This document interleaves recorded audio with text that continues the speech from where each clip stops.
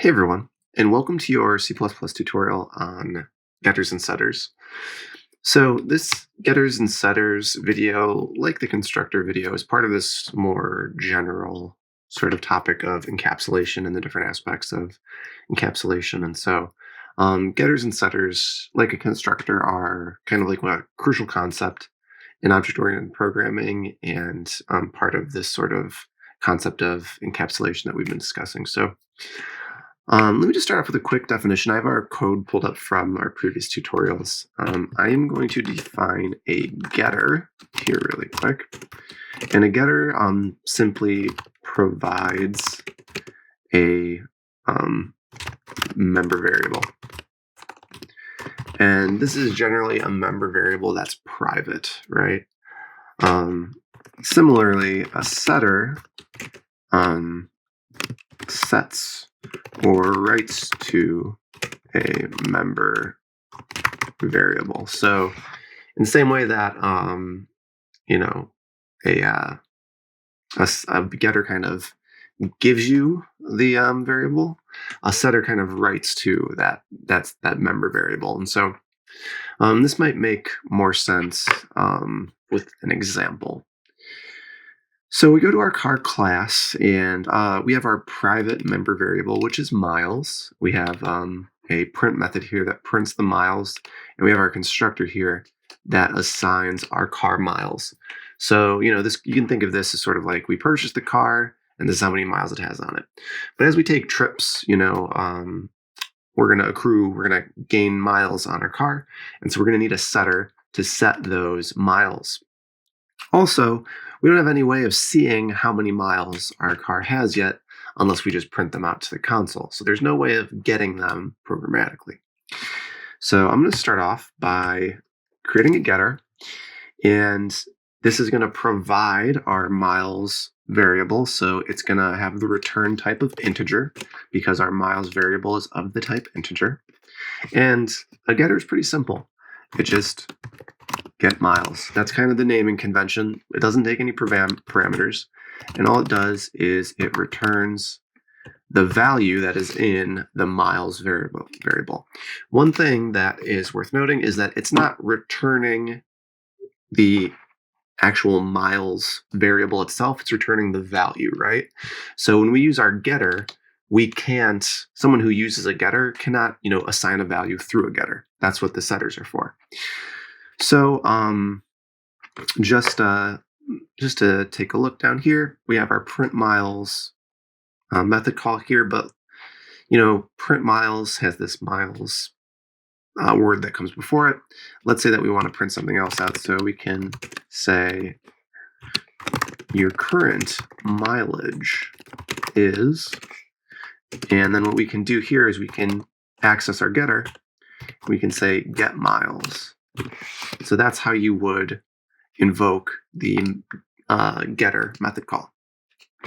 So if we use our G++ compiler to compile it, and we see here that we have that it compiles perfectly, we run our program, and you see your current mileage is 50 right here. And I didn't use an end line because I totally forgot that we have that print miles below it here. So I'm going to get rid of this. And yeah, that's our getter. So that's how you do a getter. So now let's take a look at a setter. So a setter does not return a value. So we're going to make it a void return type for this method. And you might have guessed, hey, this is a getter and it's called get miles. So maybe a setter will be called set miles. Whereas our getter took no parameters, this one is going to need to take a parameter, and we'll call it miles. And what we're going to do here is similar to how our constructor sets the miles member variable. This will be setting the miles member variable in this way. So let us take a look here. You can see that we see out our get miles here. Below this, let's do a camry.setMiles. And in order to use our setter here, we're going to have to pass in a variable. So let's set it to 125. And then below that, let's just do our print miles method call, and we're going to clear the console here, recompile our new code, run our executable, and we see now in our second call here, the miles is set to 125 because we've set our member variable miles using our setter. So that when we print, it uses our member variable called miles, and that was just set here.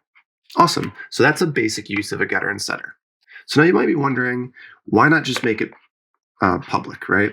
So we have our miles variable. We're getting it, we're setting it. We can change the value through the setter, and we can get the value, we can read the value through the getter. Why not just make it public? Well, the reason that we want to use a getter and a setter is because we can add additional logic when we're setting or getting our variable. So for example, we have our miles variable reflects the miles of the car. Cars can never have negative miles, right? So what we might want to do in our setter is we can say if miles is less than 0, then we don't, well, actually, let's make it if miles is greater than 0. So if it's positive, if it's a positive number, then we're going to set our miles member variable equal to the input here. And what this does is now we're kind of controlling the values that our private member variable can take. This is much better than being public where anybody can set it to anything. So adding that additional logic is a big advantage of setters and getters. So for example, down here we set our miles to 125. Let's do another set, and let's set it to -1, right? So if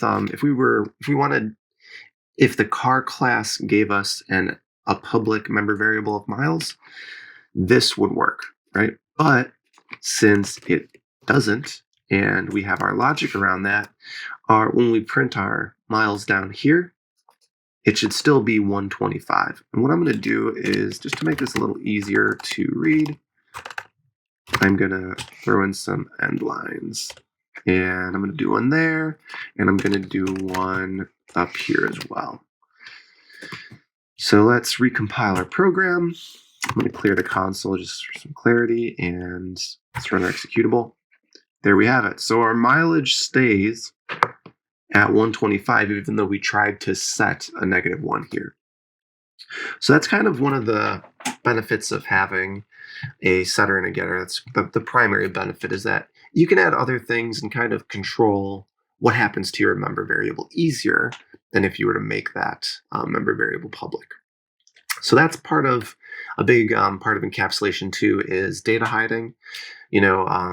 It's very important to protect that core data because you don't want it just being passed around willy-nilly. So I hope you guys learned something. Thanks.